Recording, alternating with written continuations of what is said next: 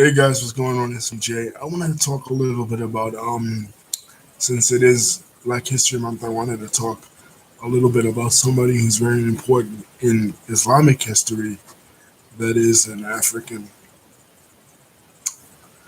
and that is the first muezzin of any mosque, and who is the companion of Prophet Muhammad, Bilal ibn Rabah.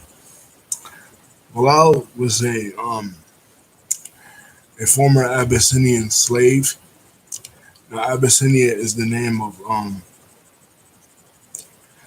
the Arabic name of the country that they call Ethiopia today. And he was an Arabian. He was born to an Arabian mother and an African mother and an Arabian father. But he was born a slave,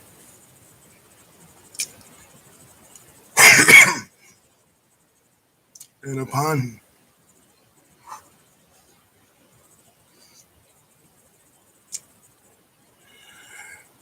hearing about the message of the Prophet Muhammad, he became one of the first to embrace Islam. And when they were deciding in the early Meccan community what was the way that they were going to call the believers to prayer, because in Islam there is five daily prayers, five salats that you have to perform each day. And as you know, in the Jewish religion, they do it with the horn. And in the Christian religion, they do it with the bells, particularly in Catholicism. It's done with the bells. But Muhammad had a dream that it would be done with the voice of Bilal. He would go up to the minaret and he would say what's called the Adhan, the call to prayer.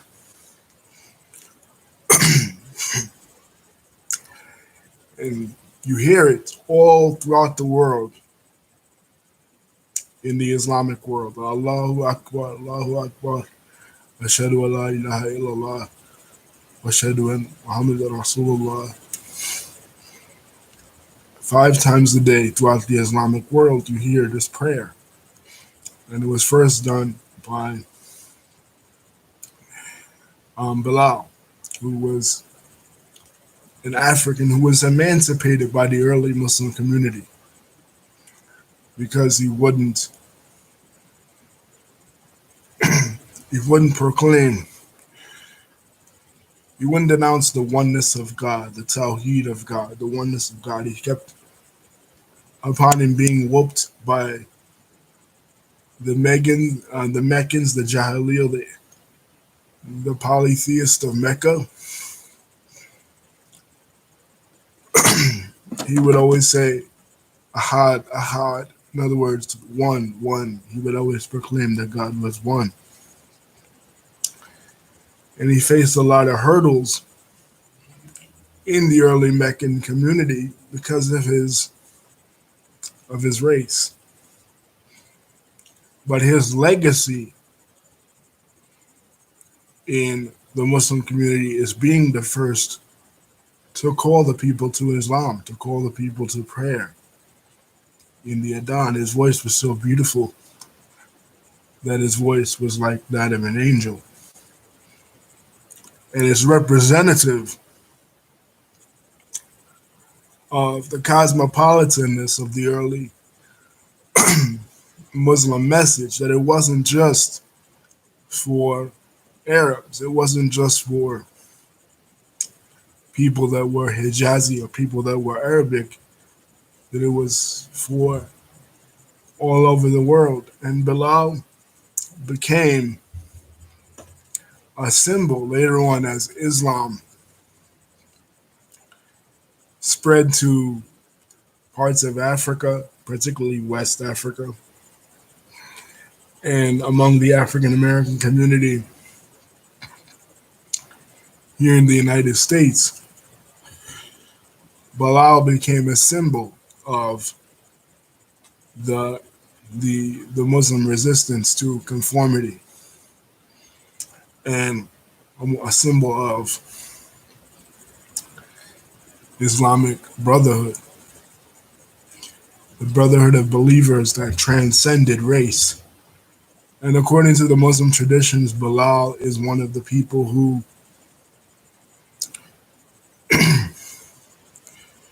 was guaranteed a place in paradise in the Islamic Jannah while still on earth. So he very holds a very esteemed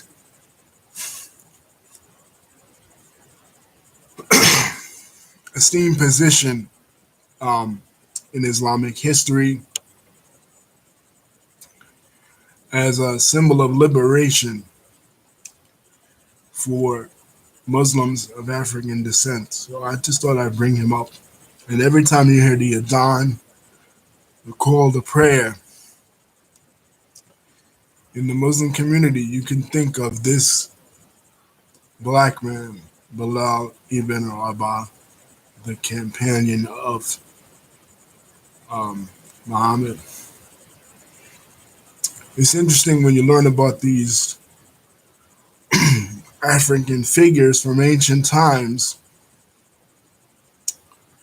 like Bilal, like Zipporah, the wife of Moses, or like Simeon of Cyrene, who, according to Christian tradition, helped um, Christ carry the cross in Via Dolorosa, because we tend to think of Black history beginning with the transatlantic slave trade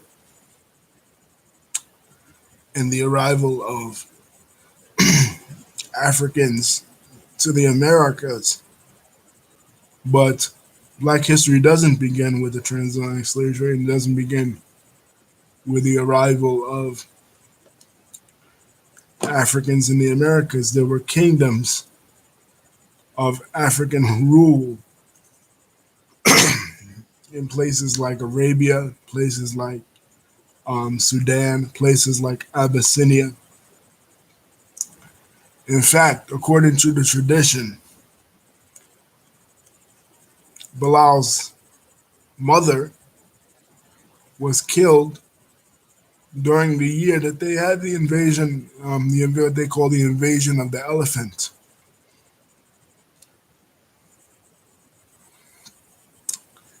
Um, Armies from Abyssinia invaded um, the Himyarite kingdom of Mecca to liberate the Christians from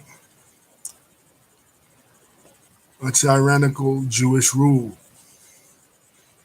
And that's where his mother was killed, and then he was inevitably sold into slavery to be liberated by the early Muslim community. So peace, you guys. Hope you enjoyed this little tidbit of Islamic history. Don't forget to like and subscribe. Peace.